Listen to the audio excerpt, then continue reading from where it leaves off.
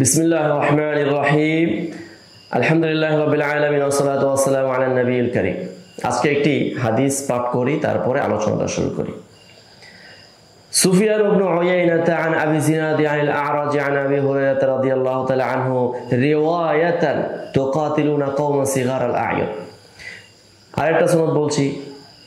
সুফিয়ান ইবনে উয়াইনা আন আল-আ'রাজ আন আবি জিনাদ আন আল-আ'রাজ আন আবি হুরায়রা রাদিয়াল্লাহু তাআলা আনহু ইয়াবলুগু বিহি আন-নাসু তাবিউন লিকুরাইশ। সম্মানিত শ্রোতা মণ্ডলী, এই দুটি সনদ পাঠ করলাম। এর দ্বারা আপনারা কি বুঝতে পারলেন? অর্থাৎ ইমাম ইবনে সালাহ দুটি সনদ উল্লেখ করে বলেন যে এখানে দুটি ব্যতিক্রম দুটি কথা আসছে। সেটা হলো আবু হুরায়রার পরে কি আসছে? রিওয়ায়াতান। এটা সহিহ বুখারী সহ আবু দাউদ শরীফের মধ্যে আসছে এই হাদিসটা। বিশেষ করে আবু দাউদের মধ্যে এটা বিশুদ্ধভাবে এটা বর্ণিত হয়েছে রিওয়ায়াতান, আর বুখারীর মধ্যে আসছে ইয়াবলুগু বিহি। আর এরপর আরেকটা পাঠ করলাম, ওখানে বলা হয়েছে ইয়াবলুগু বিহি। তো মোট কথা আন-নাসু তাবিউন লিকুরাইশ, এই ক্ষেত্রে বলা হচ্ছে ইয়াবলুগু বিহি। তাহলে এখানে এই জাতীয় কথা যে ইয়াবলুগু বিহি, কোন সাহাবী বলল কথার কথা, ইয়াবলুগু বিহি, ইয়ারফাউ বিহি, ইয়ানমিহি, এই যে রিওয়ায়াতান, মুসনাদান, রাওয়াহু, তাহলে বা রাফাআহু, এই জাতীয় কথা যখন আলফাজগুলো যখন সাহাবীর আলোচনার মধ্যে চলে আসে, তখন ইমাম ইবনে সালাহ রাহিমাহুল্লাহ বলেন যে এগুলো সারাহাতান, এটা হলো মারফু সরিহান, অর্থাৎ প্রকাশ্য এটা মারফু হাদিস। কারণ এখানে এই জাতীয় শব্দগুলো যে ইয়াবলুগু বিহি, অর্থাৎ নবী পর্যন্ত পৌঁছে দিচ্ছেন সনদটাকে, তো এটা একটা নিজস্ব পরিভাষা। ইয়ারফাউ বিহি রিওয়ায়াতান, এরপরে রাফাআহু মুসনাদান, তো এই সমস্ত ইয়ানমিহি, তো নামায়ানমের নিসবত করা, সম্বোধন করা, তো এই জাতীয় কথাগুলো কিন্তু মারফু এর হুকুমে হয়ে যাচ্ছে।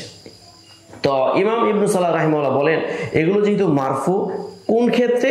যখন এটা সাহাবীর আলোচনার মধ্যে, তাহলে মারফু as-সারিহ। দ্বিতীয় আলোচনাটা আসি।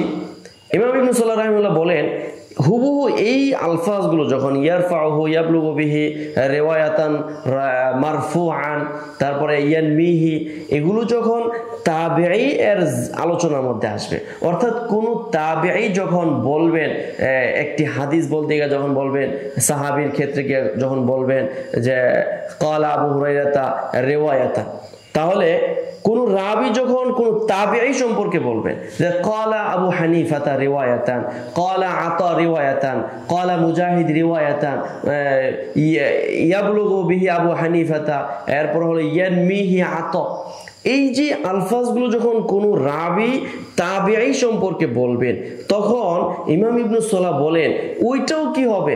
মারফুর হুকুমে চলে যাবে। তবে সাহাবী এবং তাবির ক্ষেত্রে এই শব্দগুলোর ব্যবহারের ক্ষেত্রটা ভিন্ন হওয়ার কারণে পরিভাষাটা ভিন্ন হয়ে যাবে। কেমন? সাহাবীর ক্ষেত্রে যখন এই সমস্ত শব্দের ব্যবহার আসবে, তখন সেখানে হবে আল মারফু সরিহান, সরিহ মারফু হবে, মুসনাদান সনদ মুত্তাসিল ধারাবাহিক। আর যখন এই আলোচনাটা যখন তাবেঈ এর ব্যাপারে আসবে, তখন সেটা হবে মারফু মুরসালা, অর্থাৎ মুরসাল সূত্রে এটা হলো মারফু। অর্থাৎ ওই তাবেঈ একটি মুরসাল হাদিস বর্ণনা করতেছেন, যে একটা হাদিস বর্ণনা করছে মারফু হাদিস, যেটা তাবেঈ বলার কারণে সনদ এখানে ওয়াসাতা হযফ থাকার কারণে এটা মুরসাল হয়ে যাচ্ছে। তাহলে ইয়াবলুগু বিহি, ইয়ারফাউ বিহি, ইয়ারফাউহু, রাফাআহু, মারফুআন, ইয়ানমিহি, এই জাতীয় যত শব্দ আছে, ইসতিলাহ আছে, এগুলো যখন তাবেঈ সাহাবী বলবে তখন এটা মারফুয়ে সরিহ হচ্ছে, আর যখন তাবেঈ বলবেন তখন সেটা হচ্ছে মারফু আল মুরসাল। আজ আলোচনা এ পর্যন্তই, এবং এটি সমাপ্তি আলোচনা। বাকি আলোচনাগুলো যেন আমরা পূর্ণ উলুমুল হাদিসের পূর্ণ দর্শ যেন আমরা এই পূর্ণ সাবাকার মধ্যে নিয়ে আসতে পারি। সকলের কাছে দোয়া চাই এবং সকলেই আমাদের জন্য আন্তরিকভাবে দোয়া করবেন। আসসালামু আলাইকুম ওয়া রাহমাতুল্লাহ।